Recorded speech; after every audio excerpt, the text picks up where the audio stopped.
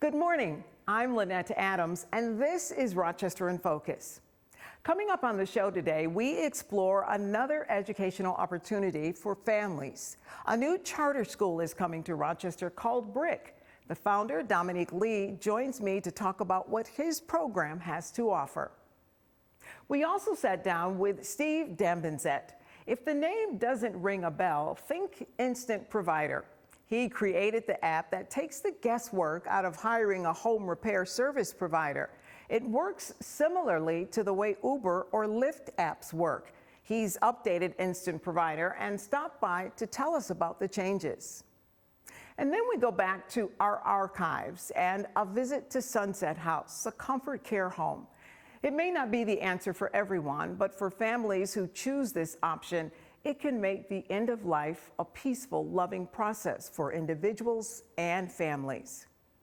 And another archive interview, Pastor Daryl Smith is a retired teacher from the School of the Arts whose piano composition has been accepted and published.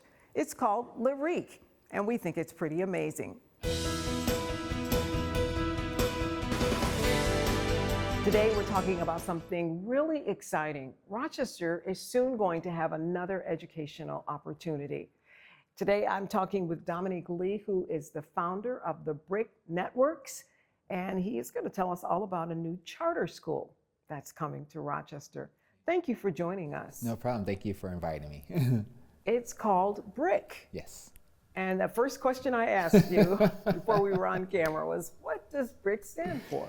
So B.R.I.C.K stands for Building Responsible, Intelligent, Creative Kids. We are a place-based two-generation organization headquartered in Newark, New Jersey, that supports children from pre-cradle all the way up to college and career. And this is something that you've done now for 15 years. It'll be brand new for Rochester, but it's not a brand new concept. As you mentioned, we started 15 years ago with a simple concept, which is if we can support children by providing them with a quality education and the necessary wraparound supports and the social emotional learning and character development, then they would be on the path to prosperity. And so we started that 15 years ago, and here we are, opening our third region. And you also have a school that's relatively new in Buffalo as well. Yes, so the Buffalo community invited us 5 years ago, and we had an engaging conversation together over 2 years and opened the school 3 years ago. Mm-hmm.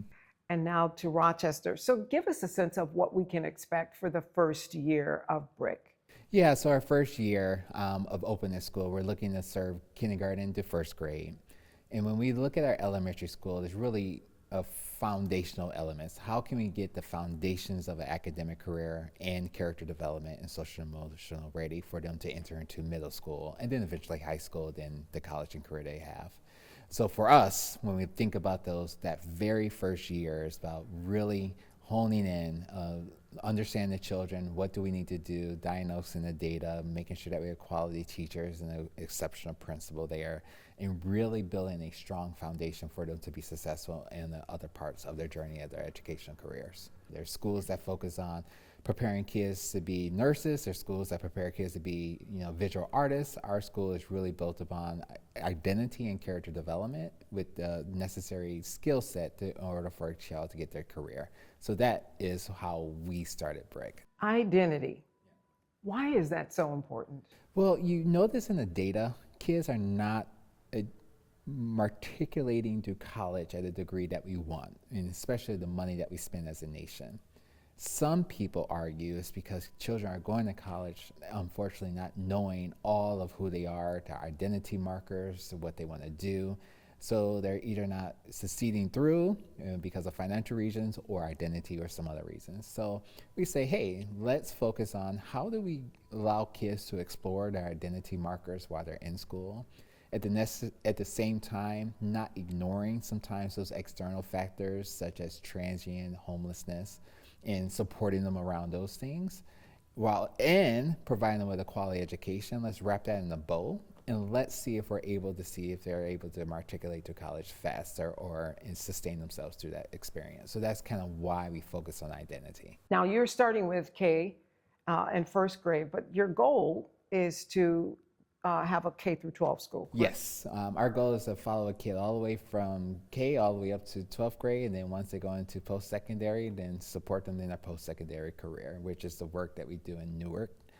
We now have a full pre-K 12 post-secondary continuum. And how will that happen? Will it be each year you will add on to it? Is that what the idea is? Yeah, so each year we add a grade. So we start with K1, next year K1, 2, K1, 2, 3, 4, yeah. And we're talking September of next year, right? Yep, September next year. We are on the ground now recruiting actively. Application opens December, I believe, 4th. Don't challenge. I should know that at the top of my head, but I think it's December 4th. But yes, we are actively recruiting for kindergarten and first graders. And how can people find out more? I mean, if they're interested, how can they apply?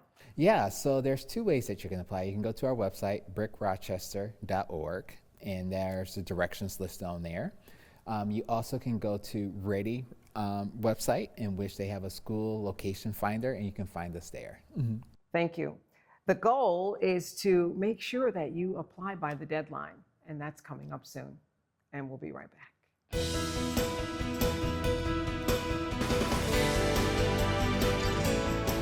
It's that time of year where you probably have a lot of jobs around your home and your yard, but with winter coming, you just don't have time to get it all done.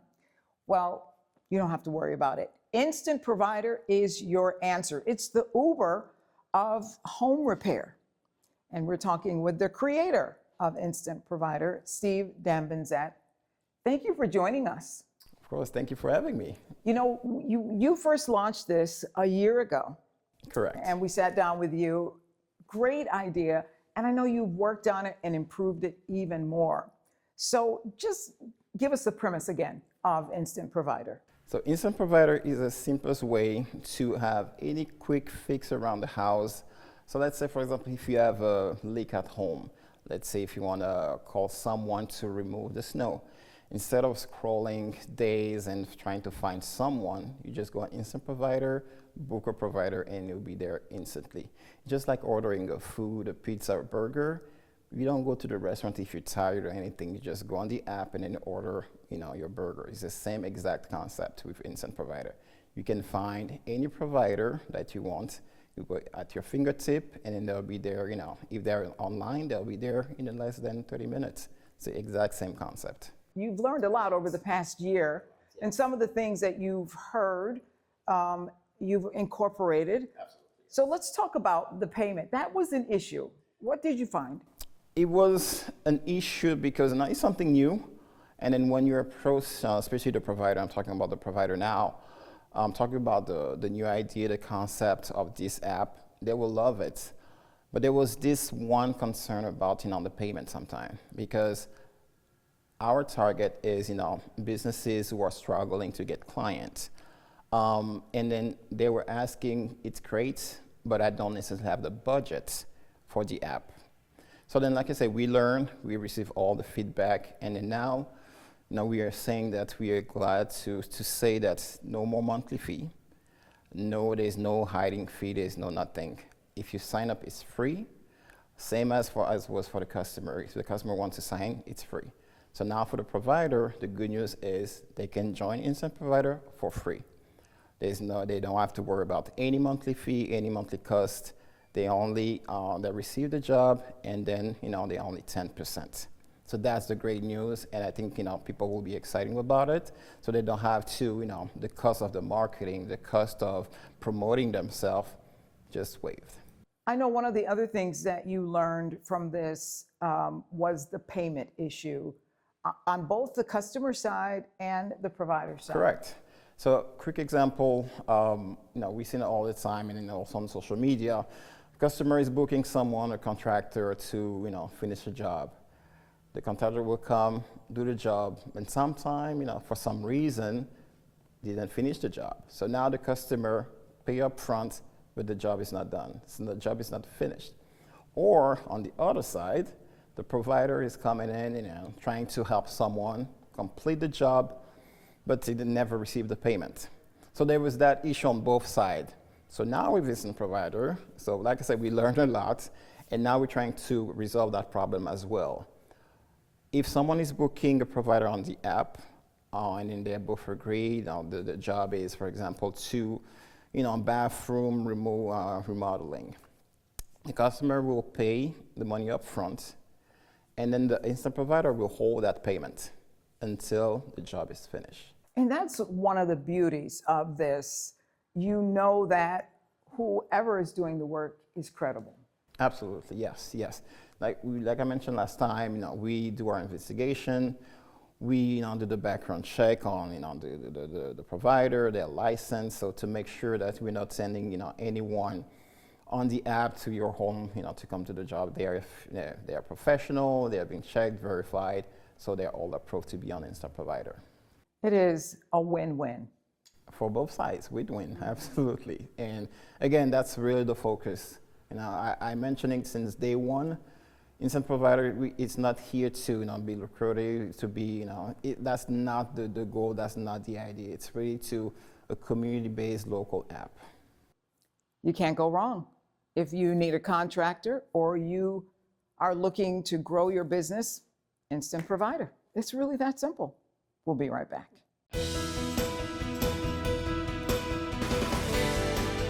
Most of us don't want to think about death or dying, but there is a safe, peaceful way to die with dignity and with grace. And it's called comfort care. And today we are in a comfort care home that provides hospice. The executive director is Andrea Calloway. Lori Whitmire is one of the co-founders and a member of the board. Thank you for letting us come in and learn about comfort care homes. Talk about your mission, why you're here. Thank you. Thank you for coming to our house and interviewing. I appreciate sharing the news. So why are we here? We are here to take care of the dying and their families.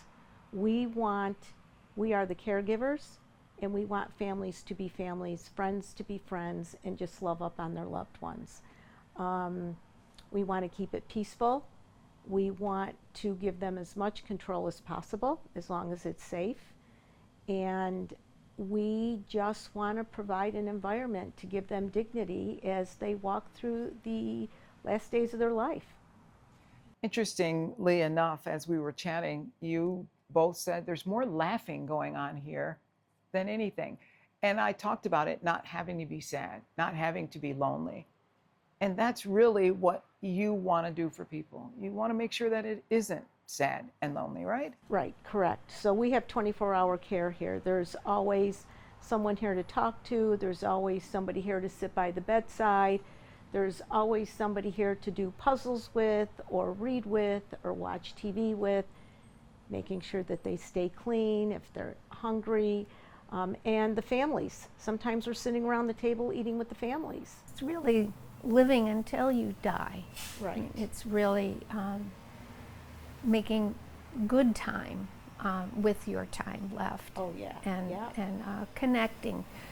I know as the volunteers, they do this out of pure love, and they come they're so dedicated. And What do you hear from families? What do they tell you after? We couldn't have done it without you. We're so happy that our loved one was here. Thank you so much. We don't know what we would have done if we couldn't have come here. There's a lot of decisions to be made at end of life, and one of the biggest ones is medication. And it's very hard to make those decisions about when do you give morphine, when do you give this med, when do you give that med. We have beautiful, educated professional nurses here who direct the volunteers, and so we know what to do, when to do it, and that takes that whole dynamics off the table for our families.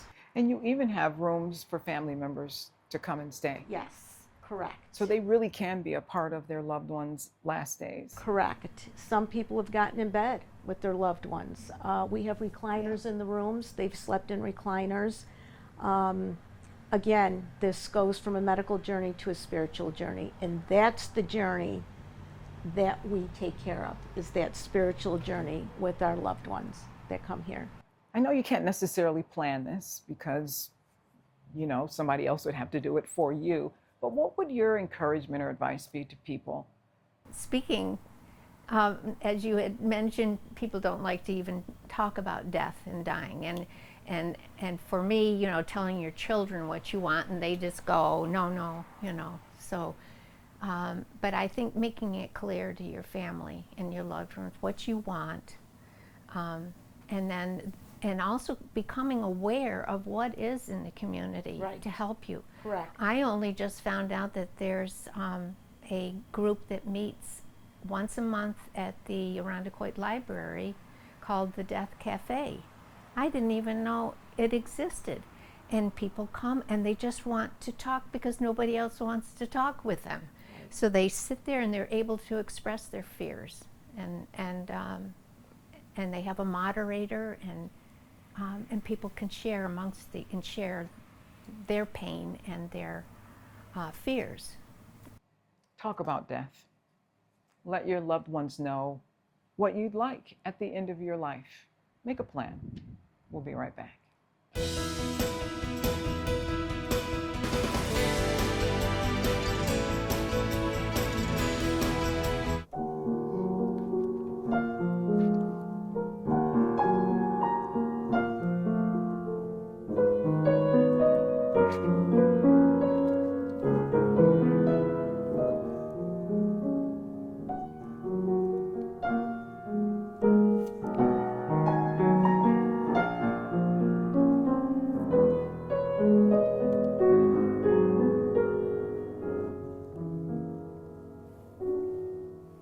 And you've been listening to B.R.I.C.K. This is a new piano piece and the first published piece by Daryl Smith.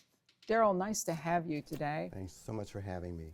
Daryl, I know that you were telling me earlier that you wear many hats.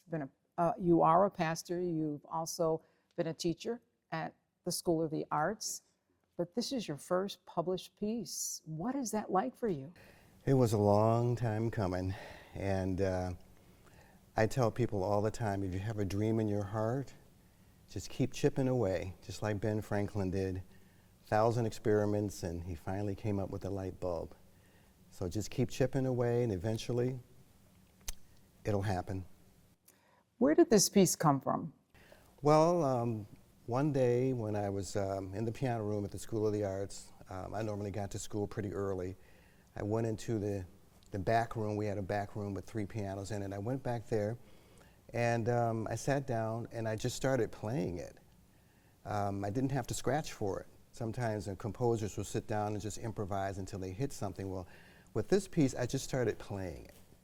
And I said, this is a keeper. So I got some music writing paper and a pencil and started to write it out. This is your first published piece, but you've put other musical pieces together before? Yes, I've composed a number of pieces, and as a matter of fact, I did write a choral piece that the choirs at School of the Arts sang, and I actually submitted that choir piece to the publisher, and it was rejected. And they said, don't be too disappointed, just keep submitting. So a lot of times we see people who are successful, and we forget that many, many times you pay a price to get to that success. So this is called B.R.I.C.K. Where'd you come up with the name? I love the French language. I was a foreign language major my first year in college. I studied Spanish, French, and Italian. And I've always loved the sound of French. I think it's so beautiful. Sometimes English doesn't do justice to some of the words that you want to use. There's a lot of African countries that speak French. And so the piece is lyrical, but I didn't want to call it lyric. Just the English wasn't doing anything for me. So I said, let's put this in the French. So it's now B.R.I.C.K. Tell us what comes over you as you're playing this piece. So as you were coming up with this piece, what was in your mind? What were you thinking about? I was thinking about some of my past life experiences, some of my happier moments, and some of my moments when I hit rock bottom. And music is it's such a wonderful art because it's always there, and you can always avail yourself to it to express yourself. And people love music. People love music because it's kind of an escape. People turn the radio on, they'll turn the TV on to listen to music after a long, hard day at work, just to relax, just to collect their thoughts, and just to start feeling better about themselves and even their day. So once this is officially published, people will be able to go into music stores and get the sheet music, right? This piece will be part of a collection with 9 other composers. So there's 10 composers in the book. The book is from Alfred Music Publishers, and it's called Solo Celebration, and there's 6 volumes. This piece will appear in volume 6, which is the lower advanced skill level. It'll be available around the middle of November, and it'll be available on alfred.com. So that's how people will be able to access the book. This is a beautiful piece. Thank you very much. Congratulations. Thank you. And we'll be right back.